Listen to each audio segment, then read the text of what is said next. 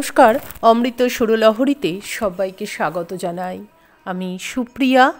আজও আপনাদেরকে শোনাবো ঠাকুর শ্রীরামকৃষ্ণের কথা।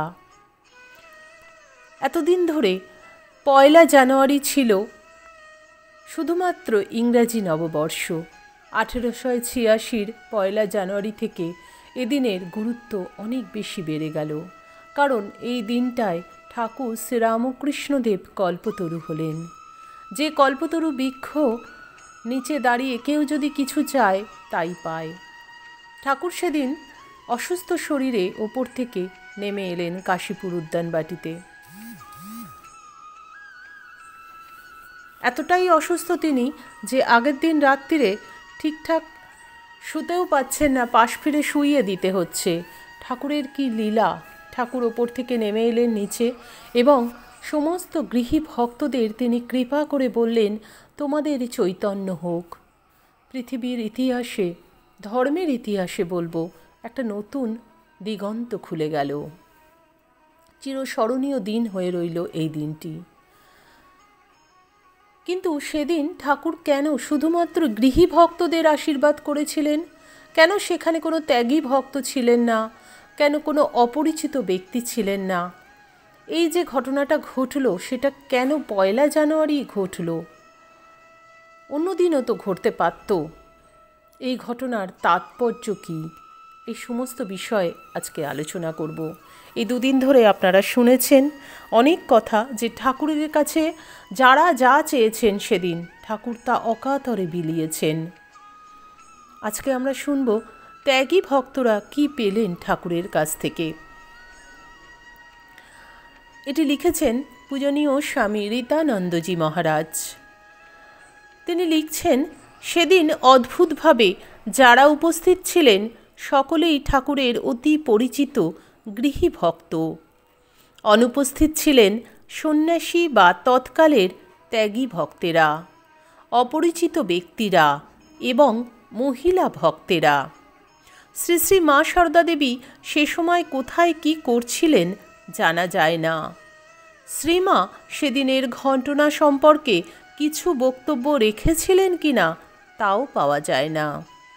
সেদিনের অন্যতম বৈশিষ্ট্য হল এককভাবে কৃপা ঠাকুরের আগে অনেককে করেছেন, কিন্তু এরকম ব্যাপকভাবে কৃপা করা দেখা যায় না। সম্মিলিত কৃপা সেদিনের অন্যতম বিশেষত্ব। অর্থাৎ এতদিন ঠাকুর কৃপা করেছেন, এক একজনকে এক এক সময় বলেছেন তোমাদের চৈতন্য হোক। নটি বিনোদিনীকে বলেছিলেন আরও 2-1 জনকে। কিন্তু এর আগে ঠাকুর এইভাবে সকলকে একত্র করে এইভাবে কৃপা তিনি করেননি। এর পিছনে ঠাকুরের কৃপাই ছিল। ঠাকুরই তাদেরকে ডেকে এনেছিলেন এইভাবে। আরেকটি কথা, বিভিন্ন জনকে বিচিত্রভাবে কৃপা করার মধ্যেও লক্ষ্য করা যায়, শ্রীরামকৃষ্ণ শুধুমাত্র আধ্যাত্মিক চৈতন্যের মাত্রা ও স্তরকেই ঊর্ধ্বায়িত করেছেন তা নয়, আর্তভক্তের অনুনয়ের সঙ্গে সঙ্গে অর্থার্থী ভক্তেরও আবদার মিটিয়েছেন। ভগবান শ্রীকৃষ্ণ গীতায় যথার্থই বলেছেন, হে ভারত শ্রেষ্ঠ অর্জুন, আর্তিযুক্ত তত্ত্বজিজ্ঞাসু বা মুমুক্ষু, ইহকালে ও পরকালে অর্থ বা সুখকামী এবং জ্ঞানী, এই 4 প্রকারের সুকৃতশালী ব্যক্তি আমাকে ভজনা করে। সেদিনের অপর একটি ঘটনার দিকে দৃষ্টি না দিলেই শ্রীরামকৃষ্ণের ত্যাগী সন্তানদের জীবনের পরম প্রেমের গভীরতা আমাদের দৃষ্টিতে অধরা থেকে যাবে। যে সময় ঠাকুর তার ঘর থেকে নিচে নেমে এসেছিলেন, সেই অবসরে শরৎ ও লাটু অর্থাৎ স্বামী শারদানন্দ মহারাজ ও স্বামী অদ্ভুতানন্দ মহারাজ তার ঘর পরিষ্কার করে বিছানাপত্র রোদে দেওয়ার কাজে ব্যস্ত ছিলেন। পরবর্তীকালে জিজ্ঞাসা করা হলে তারা বলেছিলেন তারা ঠাকুরের দিব্য কল্পতরু লীলা দর্শন করেছিলেন, কিন্তু ঠাকুরের সেবা ছেড়ে সেখানে যেতে তাদের মন চায়নি, কারণ ঠাকুর তো তাদের নিজেদেরই ছিলেন এবং তাদের ঠাকুরের কাছে চাইবার এবং পাওয়ার কিছু তো বাকি ছিল না। শ্রীমদ্ ভাগবতের একটি শ্লোকে এই ভাবটি রয়েছে, সেরকম ভক্তের কাছে মুক্তিও তুচ্ছ। তিনি তার চেয়েও বেশি সম্পদের অধিকারী। বন্ধন থেকে মুক্ত হওয়ার জন্য লোকে যে মুক্তি চায় সে তো আর্ত ভক্তের চিহ্ন। ভাগবতে আছে, আমার ভক্ত যারা তারা মুক্তি চায় না।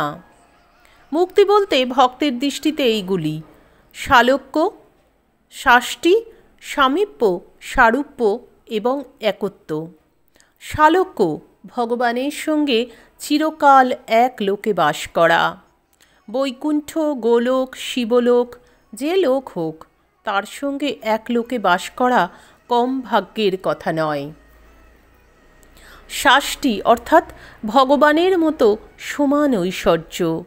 সারূপ্য ভগবানের মতো রূপ অর্থাৎ নারায়ণের ভক্তের নারায়ণের মতো রূপ হওয়া।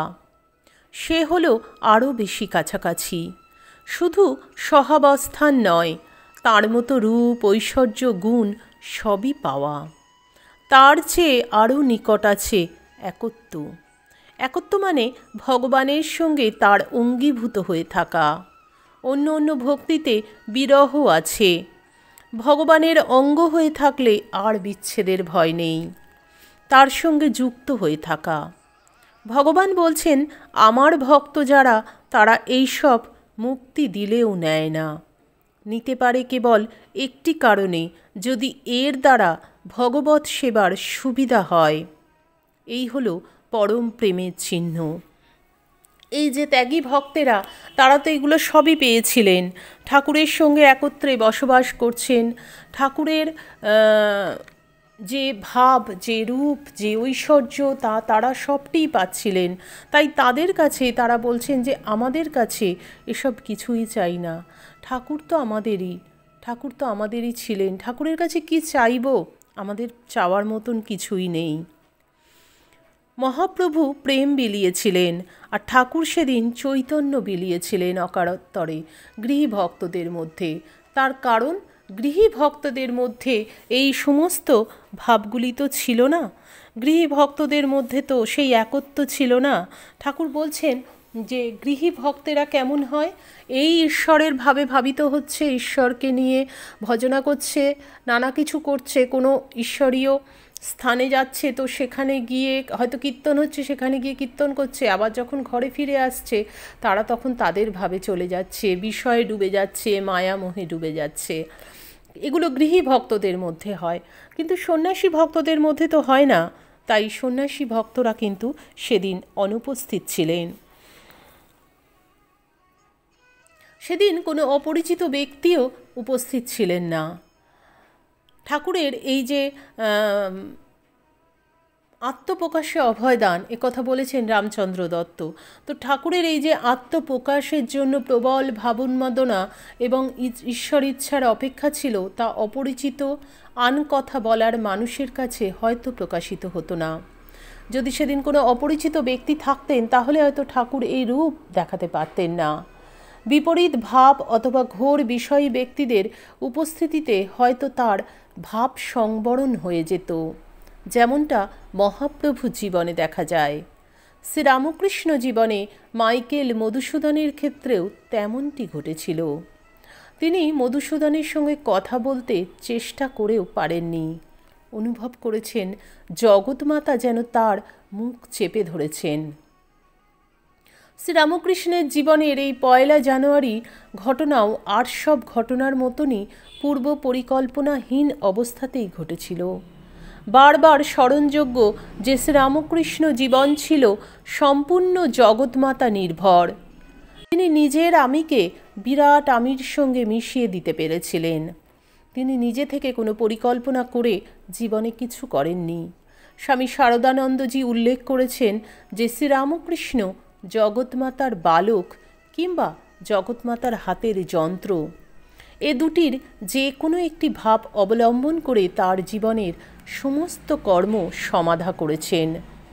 ঠাকুর নিজে বলেছেন তার মধ্যে দুটি আছে, এক জগৎমাতা আর ভক্ত। জগৎমাতাই শ্রীরামকৃষ্ণের মধ্য দিয়ে সেদিন আশীর্বাদটি প্রদান করেছিলেন। শ্রীরামকৃষ্ণ যেমন কোনো বিশেষ বিশ্বাসবান, ভক্তিমান ব্যক্তির ক্ষেত্রে আপন স্বাভাবিক স্বভাবের বিরুদ্ধে গিয়ে অতি সহজেই কখনো কখনো তাদের আশীর্বাদ করেছেন, তেমনি আলোচ্য দিনে সমষ্টি ভক্তজনকেও এক প্রবল ঈশ্বরীয় ভাবের প্রেরণায় আশীর্বাদ করেছেন। সাধারণত তিনি বলতেন, আমার আশীর্বাদ করতে নাই। লৌকিক প্রথাগত দীক্ষা তিনি দিতেন না। কারণ হিসাবে উল্লেখ করেছেন, মা আমায় বালকের মতো রেখেছেন, আমি কারো গুরু নই।